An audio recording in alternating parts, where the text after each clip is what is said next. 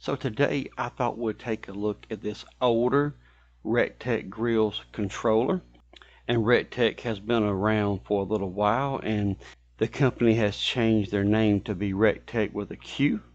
And their controllers have changed a lot from what I'm calling this first generation. I know a little bit about Recteq because they are right down the road, literally just a couple miles down the road is their headquarters. I do have a lot of family members that have had these grills for quite some time, so we do have a lot of older or first gen controllers around that we work on from time to time.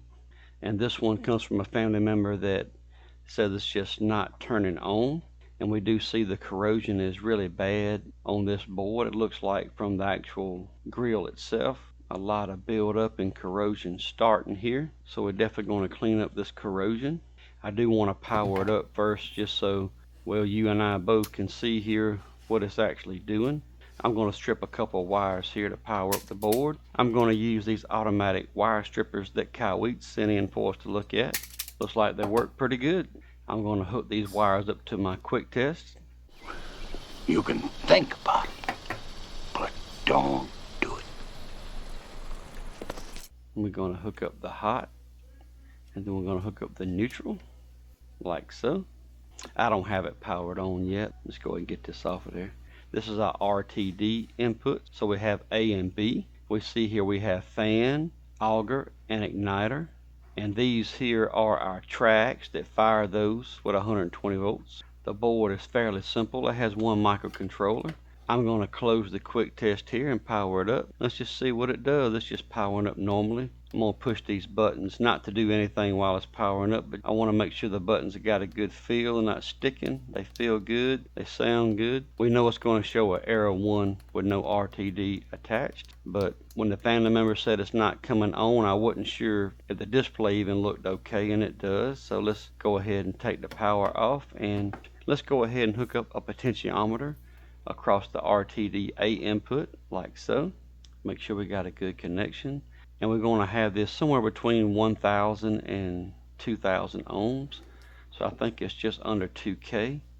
And I have pressed the reset or the power button several times here. I can't remember if I've done it on camera here or not, but you hit the button and it just does not come off of error 1. So I'm probably going to start cleaning this board. Let's go ahead and put it under the microscope so we can see how bad the corrosion is before. And yeah, that microcontroller looks really bad. A lot of the solder joints here are looking really bad. Sometimes I just used alcohol, but might need to clean it better. So these are optocouplers or opto-isolators for the tracks. They're driving the tracks, as we discussed earlier, that drives your auger, your igniter, and your fan. So I'm going to start off with some plastic safe and quick drying contact cleaner. And I try to use plastic safe a lot because some contact cleaners will damage connectors and header pins and things of that nature. Just going to give it a few good sprays and use a cheap toothbrush here to clean up. And it's got a lot of gunk on it, so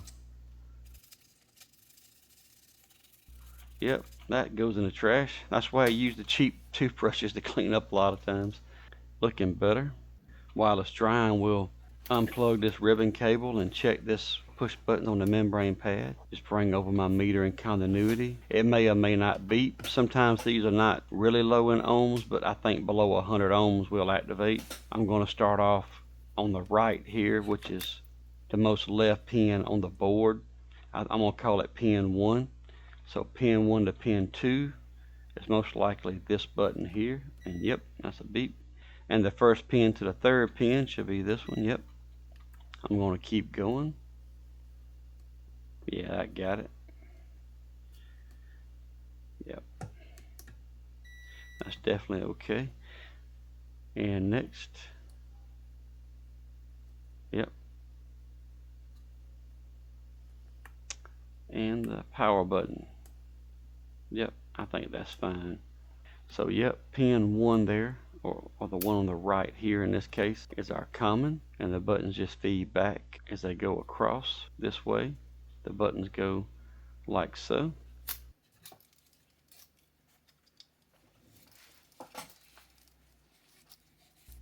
I've already cleaned these pins up and made sure it's ready to connect back. And the board does look a lot better. Let's take a look under the microscope and see how much improvement we have. And I need to hit this area right here a little bit better. We could do better than that. You see the top of the microcontroller looks a lot better. I still got to hit the bottom left here so you can see the corrosion. I want to get that very fine pitch microcontroller. That was actually a T4. That's how small of a Torx driver that was. That's very fine pitch on that microcontroller. Our connections are looking so much better and our solder joints are looking great. Maybe hit this up here a little bit more as well, but it's looking pretty good. I'm going to go ahead and apply power back, and this time I'm also going to go ahead and connect up my 40-watt light bulb on the igniter. That way, in case the display itself is messing up, we can still tell if the grill's trying to operate, because when the controller senses you power it on, the igniter should come on, but it usually only does so with reading the temperature and don't have an error, of course. So I'm going to hook up my potentiometer at 1.7K at the moment. We'll let it come up.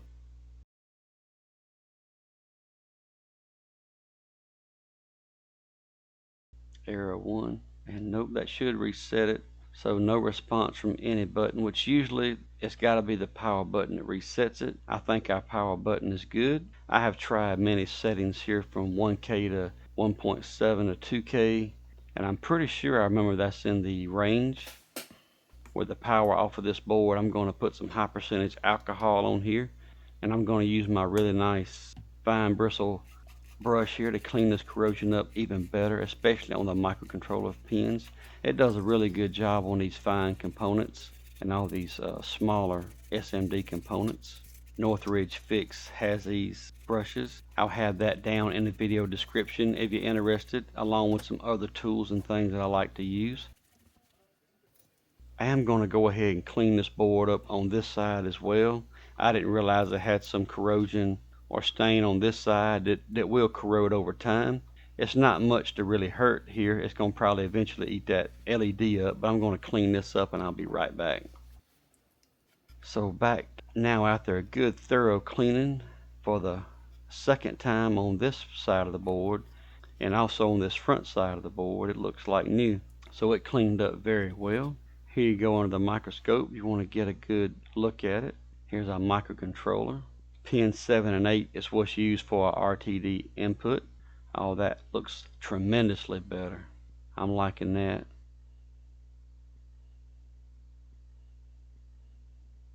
The solder joints are very shiny. These terminals here look good. Yeah, the legs on our little opto isolators look good. These components look tremendously better. So the board is dried well. Let's go ahead and take the same potentiometer, still set to 1.7K and still hooked here. As you can see, RTD-A is going to that pin 7 and 8 as discussed on the microcontroller. And I do have my 40-watt bulb connected to the igniter, which also comes off the neutral, so that's why I just got it tied to neutral there. This will be our hot coming out of our tracks. So the microcontroller is controlling those optocouplers, and those track driver optocouplers are what's driving the tracks to turn on these three outputs. Let's go ahead and power this board up. We'll see it looks a lot cleaner. Let's see how it does. And I'm going to share with you some notes here I've taken as far as like 1.7 k ohms. It's around 425 degrees, which is also around 2.56 volts DC on that pin 7 and 8 of the microcontroller, and around 2 volts, let's say 100 degrees. 2.29 is right at 229. That correlates pretty good. And also error 1 is usually the RTD temp error, and it won't reset unless you press the power button. It is not an auto reset, as I'll try to make sure I show on video, but I know you probably can't read my little notes that I took really quick, scribble down, so I'll try to put it on the screen. And there we go. It's working fine now, and yep, 1.7K is showing right at 425 degrees. That's awesome. So this is my notes, as you can see. That's why I typed them up on the screen so you can see them better than my chicken scratch handwriting.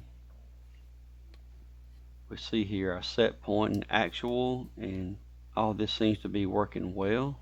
We can change the set point up and down. Of course, we toggle the power off when we go to cool down mode, shut down mode. Cut it back on, igniter comes back on.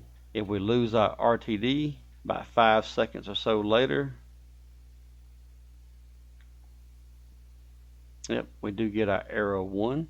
And of course, if we connect back, it's going to take a few seconds for it to filter out, but you have to cut it on to clear the fault. And as you see here, the software filtering is coming on down and should somewhere stabilize around 420, 425, because we really hadn't changed our potentiometer other than just moving around the bench a little bit.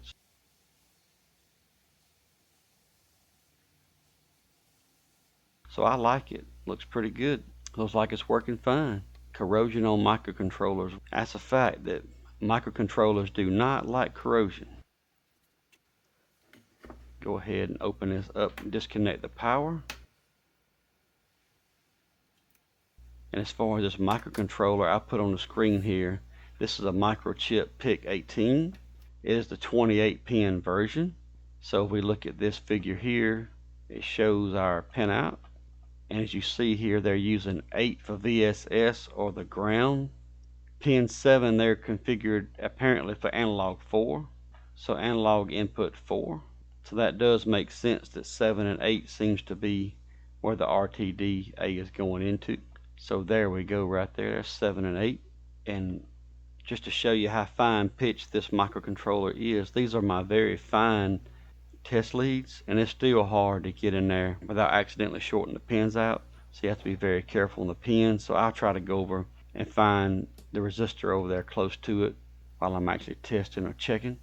I hope you found this video helpful or at least interesting today. If you did like the video, please like, share, and subscribe. I'm going to have some tools and items that I really like to use on my workbench down in the video description, and many of those items will be affiliate links, and any of those links you click on help support the channel, and I greatly appreciate it. So thanks so much for watching, and God bless.